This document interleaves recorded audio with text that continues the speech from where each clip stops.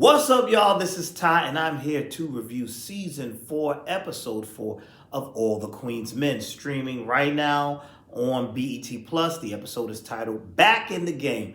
But before I do that, I got to give a shout out to all my lovely subscribers. You know who you are, shouting you out. I do appreciate you. I definitely appreciate you keeping this channel going and growing. I appreciate that. I love all of you. Thank you.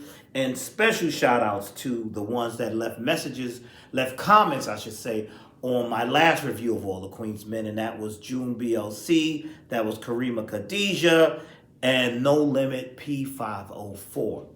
Now let's get right down to this episode. Madam is arrested. You see them tossing her around, pulling her around the precinct, whatever. She's upset. I love the banter between her and the Detective Davis, who's like, yes, I got you now. I got you. And the funniest part to me was when Madam told the detective, don't hold your breath. And she said, then again, maybe you should, because your breath smells like Doc's ass, something like that. I thought that was funny. But, of course, she can't hold Madam. And Madam she's pulling on Madam. Madam gets bail. She makes her bail, and she's like, that's okay, because I'll be able to arrest you again. She's like, yeah, okay, don't count on it. That was good. That was interesting. I thought that was funny. Meanwhile, we have Doc paranoid about this shirt, and he was telling Midnight about this shirt, and I'm just not understanding why he didn't just get rid of the shirt the very, very, very first time, which is stupid. So anyway, he's in his apartment with the garbage can. Why are you setting stuff on fire on the inside? Shouldn't he be outside with that? I was like, who does that? He's like in his apartment getting ready to burn the shirt, and he discovers that it's not the correct shirt. So what was this that they stole? They stole the wrong evidence? Messed up, right? Real crazy. Meanwhile, we have Rayshawn talking to Trouble. Trouble's giving him major attitude because he's asking questions and all that. She's agitated because she killed Champ, so she's feeling real guilty and real funny acting.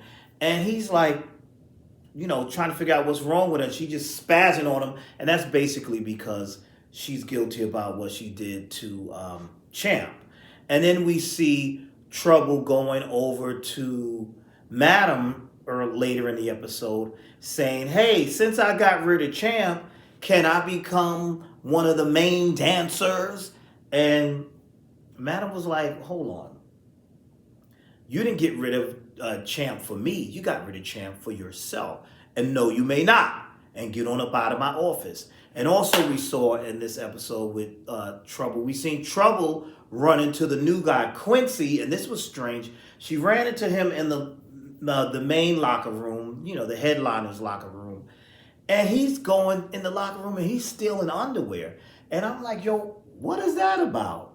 And then she catches him and he's like, tries to play it off. Then she sees, oh, you stole his funky underwear. He stole Babyface's underwear.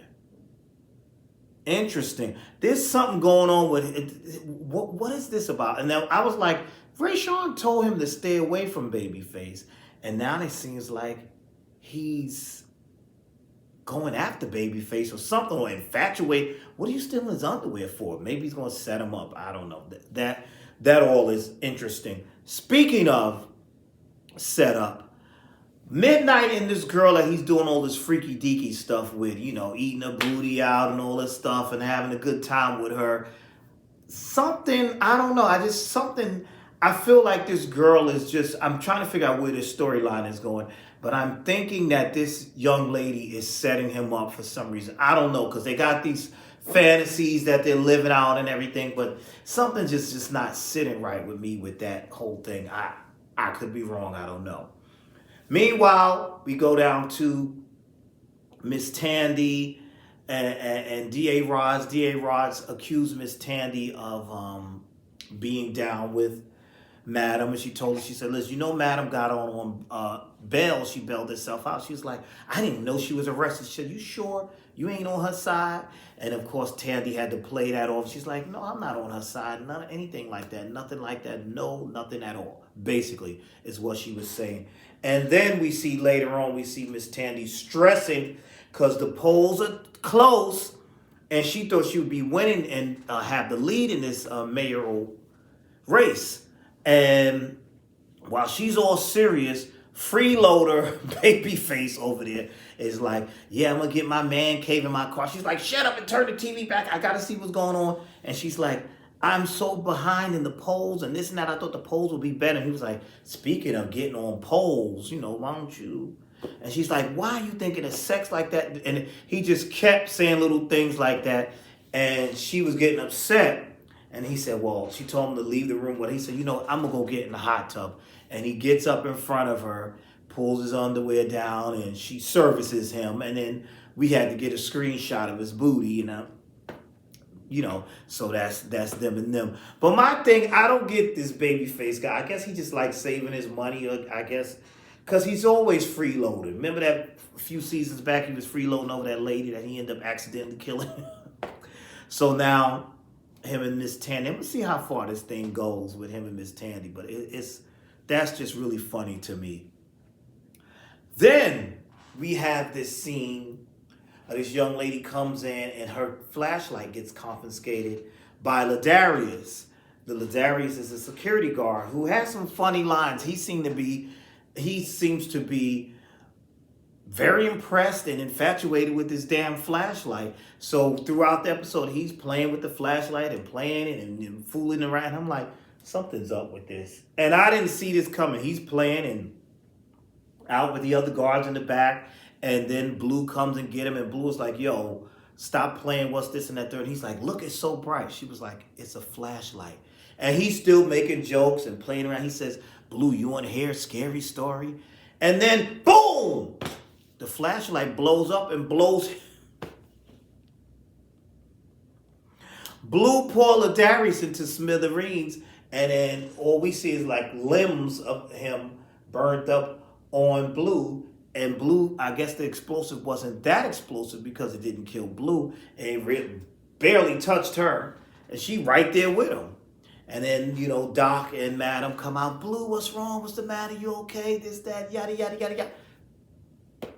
That was interesting. I was like, okay, that's... And you know who that was courtesy of. That was the concierge doing that little bomb right there. That was basically his doing. Now let's move on down to El Fuego. Am I saying that right? I am. El Fuego. He gets that piece of information from Madame, and he makes an anonymous call, so he's helping his ex-girlfriend. What was her name? I forget her name, but he's helping his ex-girlfriend's family get closure. Then we see him speaking with his ex-girlfriend's father. And he's like, the father's like, oh, we have to do a closed casket because of all that, the damage that they did to her. And El Fuego was like, well, what did they do? He said, I don't even want to, I can't bring myself to mention it. So this is going to be interesting because it looks like they're really keeping this plot going with this El Fuego and the ex-girlfriend and all that. They're going to keep this going. And you see it's getting into El Fuego's emotions. So I'm like, okay, this is interesting. We also see in this episode that Miss Tandy has nothing to worry about because it looks like Madam is going to make sure she wins this race because she had Tommy bring over the ballots, and they're going to shred certain ballots and make sure that Miss Tandy wins so that she can control everything. And that's pretty funny. And then we have this whole situation with Dime and Amp and Big D, and we see all this stuff. It looks like Dime and Amp are back together. Earlier in the club, there was some chick that wanted to have a good time with one of the dancers. She said she was told she could get any man she wanted in there. She approaches Amp. We see Dime watching, and the girl goes up to Amp and saying what she want to do, and Amp turns her down. I believe that impressed Dime, and Dime said, hey, there's other dudes out here. Why don't you go mess with Big D? So I saw that going on. Then we see later on, she all lovey-dovey, huggy-duggy up in, what's huggy-duggy? I don't know. But she's all lovey-dovey, all up in Amp's face.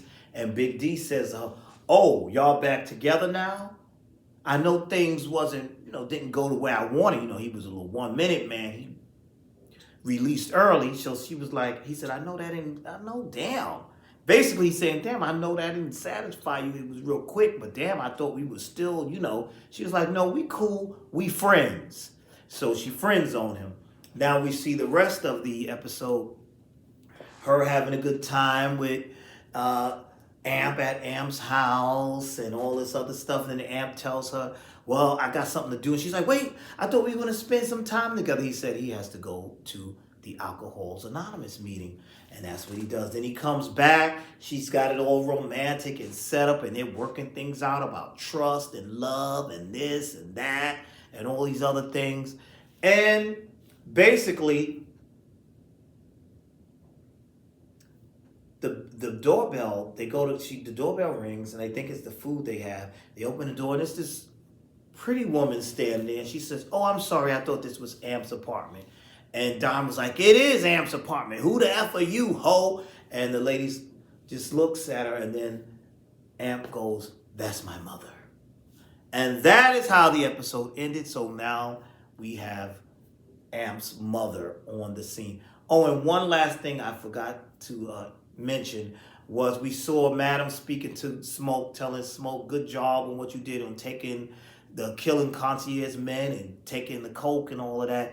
And then we see what she does to the concierge. She doesn't let him get into that high profile party or whatever it was he tries to get in, and the security's like, you don't have clearance, bro, you can't get up in here, sorry. And we know that was Madam's doing that, did that to the concierge. But the episode ended with